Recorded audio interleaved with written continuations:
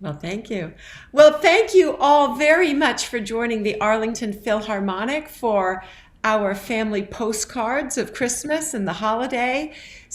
We have wonderful musicians in the Arlington Philharmonic, and that's why I'm so proud and so honored to be the new president. I'm always impressed at every rehearsal by the skill and the musicianship of our members. And I'm taking on this new role. I'm really excited by it. And I want to extend a very warm welcome to all of you for joining us tonight for this very fun Zoom event. So thank you. And thank you so much, Kristen. We are going to start out with a video from a musician who's here in the room with us. As soon as, oh, there he goes. Okay. And that's our principal trumpet player, Andy Wilson. So Andy, I'm going to share this video and then we'll have a chance to talk about it. Here we go.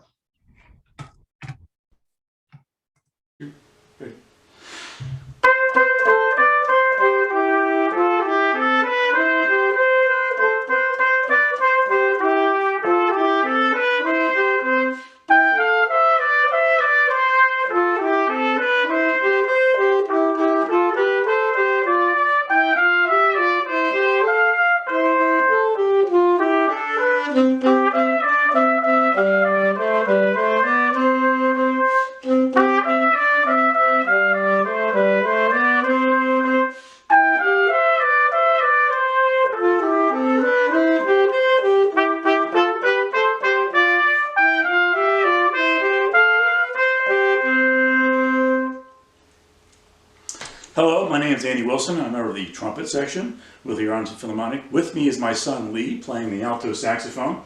He attends Thomas A. Edison High School in Alexandria, Virginia.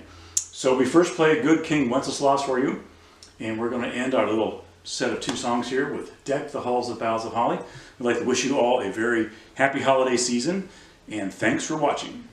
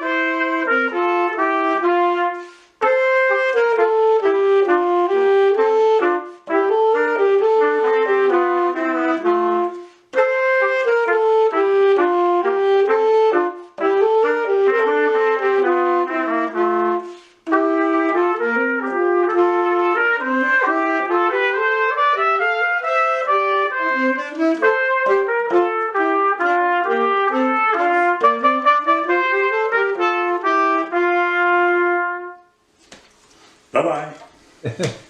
Okay. Thanks, Andy. Are you here? You're here in the room somewhere. Hello, There's yes I am. man. How are you? I'm very good. How are you? Great. It's great to see you. So actually we got to hear Lee last year as well. You guys joined us last year playing together. That's right, yes. Thank you for that. Do you two practice together all the time? Well, I try to, but the child is really resistant to play duets with the father. As you know, these things go. If you notice, he's not playing trumpet.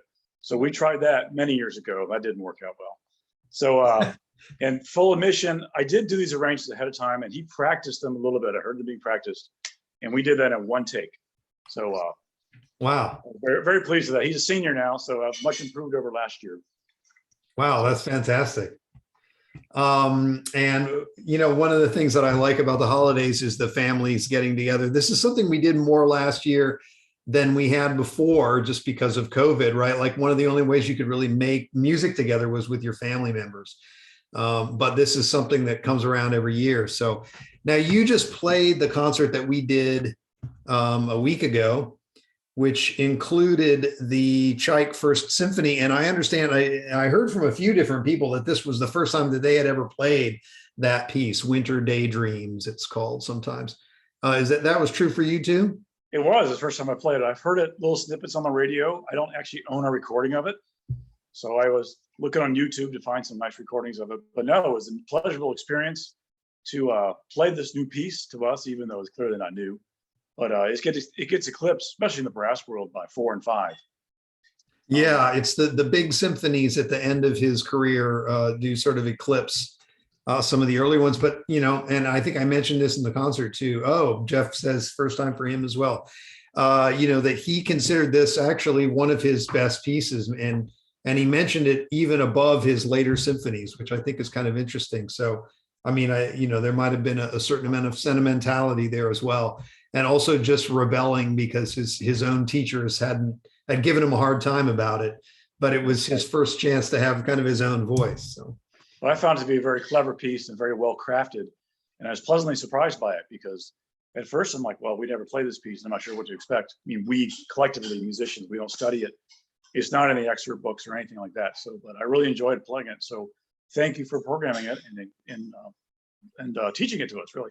Well, yeah, and thanks for playing it. And tell us a little bit about your military career, because that's a very Arlington thing too. I feel like so many of our musicians are military bandsmen and orchestra members and so forth. Yes, so I was in the Air Force concert band for 20 years and retired about 10 years ago. But the thing that the bands always do, and the Army band does, the Navy band does it too, is that they rent out DAR Constitution Hall. So every weekend throughout the month of December is one of the services have DAR Hall for the concerts. And as always, a big event, we were usually the first to kick it off, usually that first Sunday in Advent. That was our weekend to have the hall down there. And it always brought the family down. There's always a Santa Claus, lots of kids, and every year was a big event to do it. So that was a big tradition. And my kids from a very early age got to, Dad's got a concert, Christmas concert, and they always went along. So it's a good holiday tradition that way, and really got them started with the music making that we do in this house. I love that. And speaking of traditions, you also played with the Manassas Ballet, the Nutcracker that they do down there. Is that right? Yeah, so that program's really expanded rapidly, and it's quite impressive. And this year, a little shorter due to the way Christmas lined up, but we have 10 services we're doing. And I've done 4 Nutcrackers in the past 48 hours. So you're kind of done with that. Well, that's a great holiday tradition too. So like my kid, Lee, he's a senior and he insisted on going this year. Of course, we didn't have it last year, but every year the show is a little bit different. And while the music is almost exactly the same, the sets always change a bit, the costume change, and the actors, the dancers really change, and they like to compare. So I find that's interesting.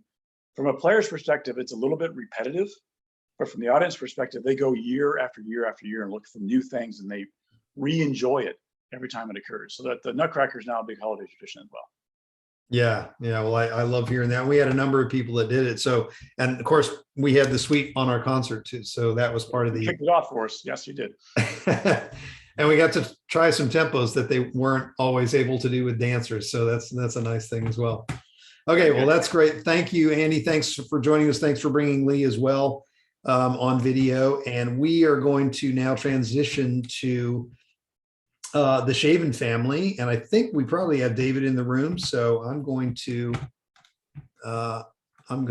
cue that first video up. But we're going to start by hearing an allegro from the Christmas Concerto of Arcangelo Corelli. Corelli is a super important composer who really started all sorts of traditions and styles having to do with the Concerto Grosso, which is a concerto that features more than one soloist. And his most famous work probably is this Concerto Grosso, which has the subtitle of Made for Christmas.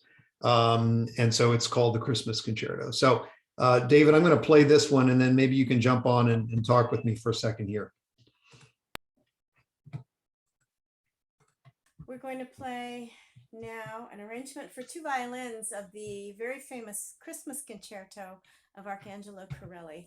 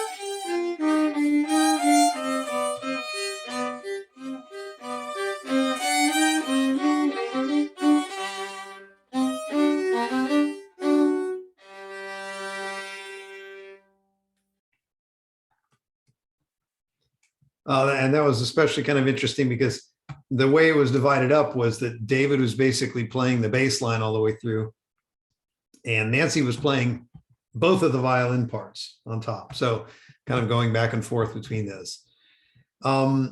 We are going to hear another piece by the Shavins, and they're one of the husband-wife teams that's on the Zoom today with videos, and also have played together in the Philharmonic for quite a long time. So this one is Hark the Herald. It's got a short introduction here. And this one, as David's going to mention, is by Mendelssohn. And one of the things that I realized when I was looking at an early manuscript of this was that originally it's 2 beats off from the way it's written now. So we think of it as hark the herald angels sing, like starting on the downbeat. Well, in the original, it's hark the herald angels sing, and it just shifted over by 2 beats. So it's just a music nerd moment, but something that I think is kind of interesting. So here's Nancy and David again. This piece for the 400th anniversary of the Gutenberg Press. They had a celebration in 1840 in Leipzig, and he had it was called the Festgesang. But it was a good melody, and it was appropriated for Hark the Herald Angels Sing about 15, 20 years later.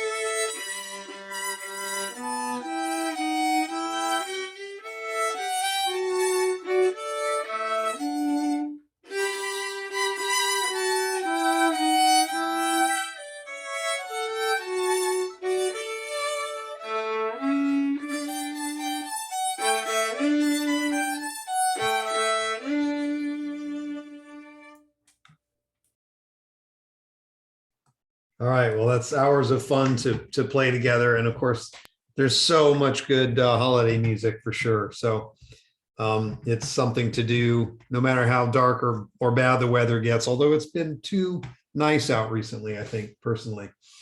Okay, now I know that we have Jeff and Melissa Snavely in the room here somewhere. So let me ask them if they'll come up on the video with us here. There we go. Hi, Scott. Hey, Jeff, how's it going?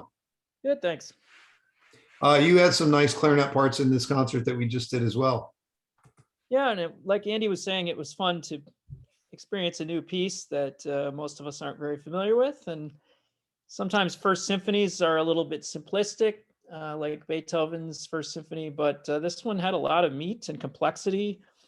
And it really made it quite an interesting piece. It wasn't as bombastic as some of the more well-known ones. That's right. Although plenty of fugue moments, right? It's like so many fugues, right? All right. Well, and you guys get together and play I imagine all the time, but this was a nice holiday postcard that you sent us. So we're going to hear your Angels We Have Heard on High first. Okay. Sure.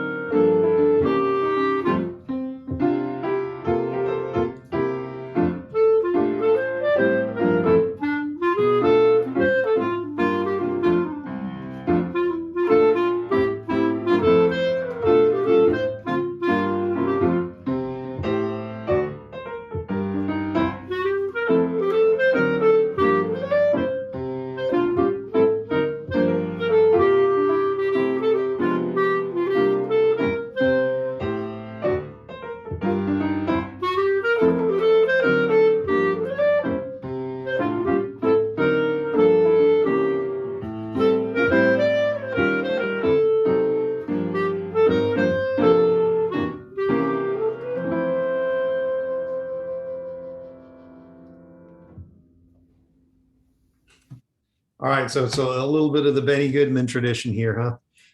Yeah, it's nice to mix it up with a little jazz. Some classical players don't dabble in that, so I like to include that when I can.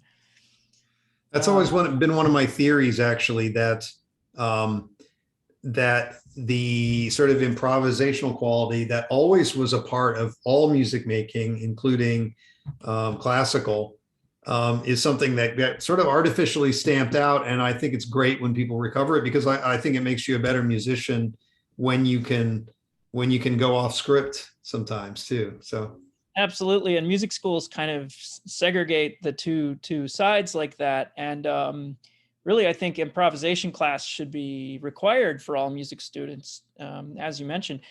And I'm not a hugely skilled jazz improviser by any means, but when you hear a really good jazz player, to me it represents like the highest plane of musical ability and expression, because it takes everything a classical player can do and then adds layers of complexity on top of it. That it's really, one of the most sophisticated, complex art forms there is. So I wish I could improvise really well, but it's all right. Well, you can be working on that, and you've got a military background here too, right? As well as being with the Philharmonic for what, more than 20 years, I think. Yeah, I think it was 24 years since 1997. Been playing principal clarinet, and I did 20 years like Andy in the military bands. I started in the Air Force Band in DC for about 7 years and did 13 to finish my career in the Navy Band. And I can't speak highly enough of our military bands in DC in this area. There's all different genres represented with their choirs, jazz bands, country bands, concert bands, everything. Really encourage folks to get out and hear them. Like the Christmas concerts Andy was talking about are really amazing productions. But all the different genres just make it a really fun summer activity with visiting family. We went to a few at the Air Force Memorial this past season, which is a beautiful place to see a concert if you haven't been there. So yeah, and the Philharmonic really benefits from all the incredible skill that you guys bring to the table. So thanks so much for doing that. We are going to watch your Christmas Time. This is a little snapback for the Peanuts here. Vince Guaraldi Trio, I think, were the people that first did this thing. My brother-in-law used to see them playing at clubs in San Francisco long before there was Peanuts. Oh. So when he first saw the Peanuts movie, whenever that came out, in the 60s, he was amazed that his local jazz trio was playing. So all right, so this is a great tune. It's a little sad, like the Christmas tree, right? But it kind of captures something about the wistful spirit, the wistful side of Christmas.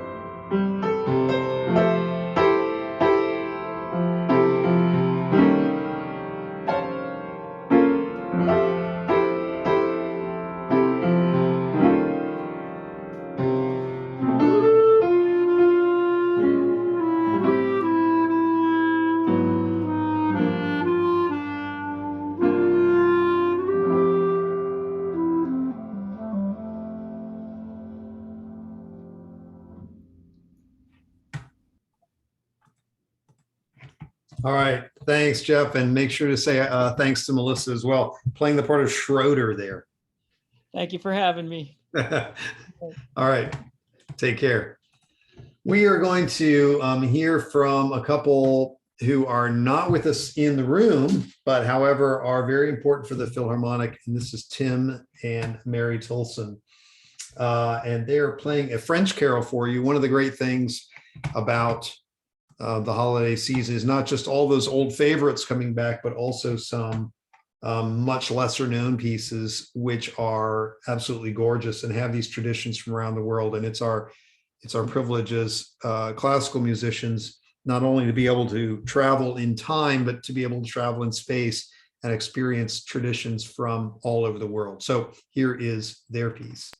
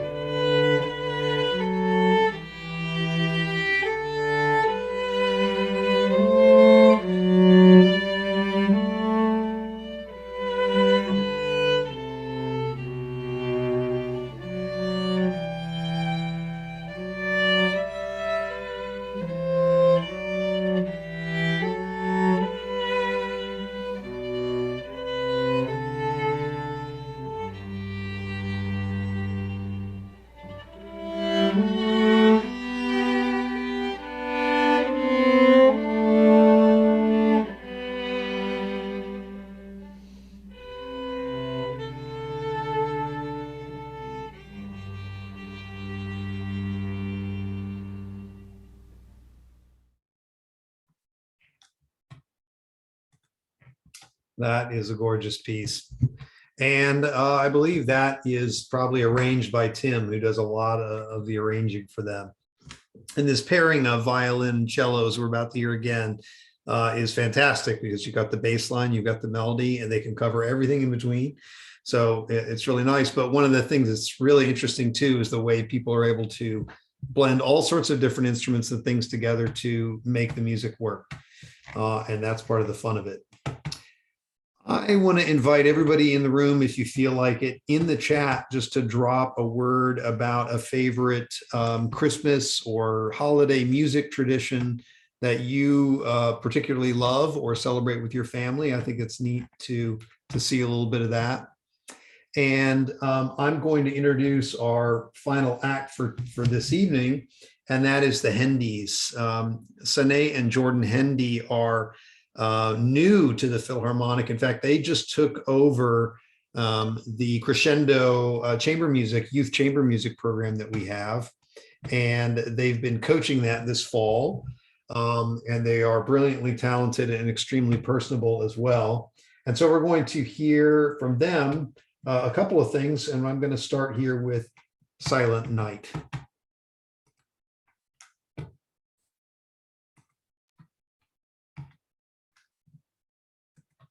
Hello everyone and happy holidays. We hope this season brings you lots of joy and time with family and friends. We'd like to share with you an arrangement of Silent Night, followed by an arrangement of Dance of the Reed Flutes by Tchaikovsky from the Nutcracker. We hope you enjoy.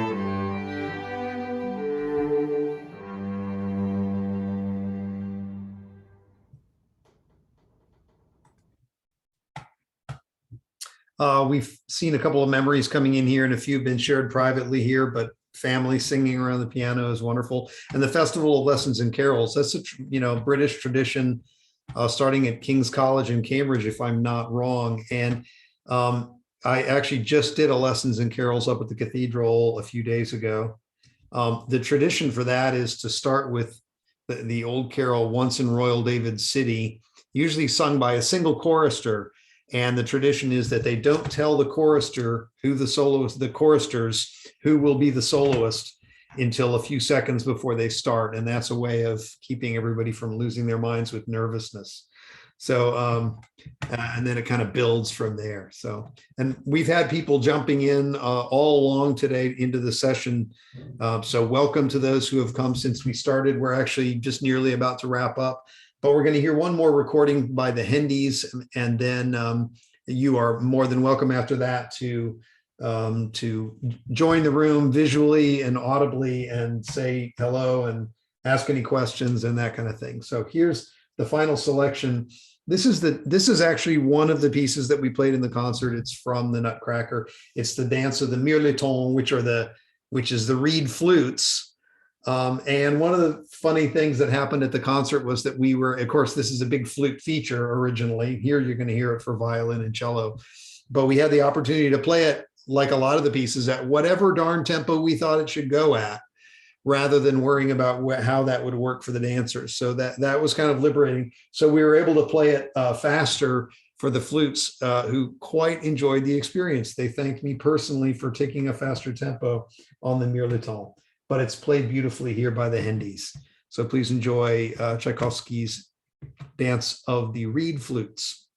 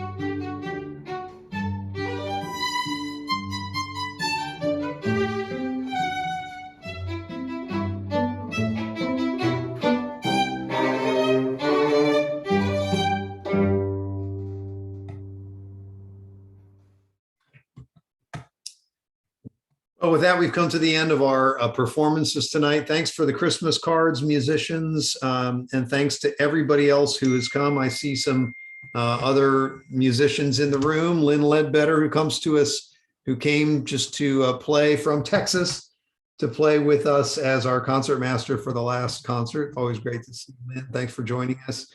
And at this point, I'm going to stop the recording and invite anybody who wants to show themselves, a shout out to everybody, and we'll just talk here for a minute.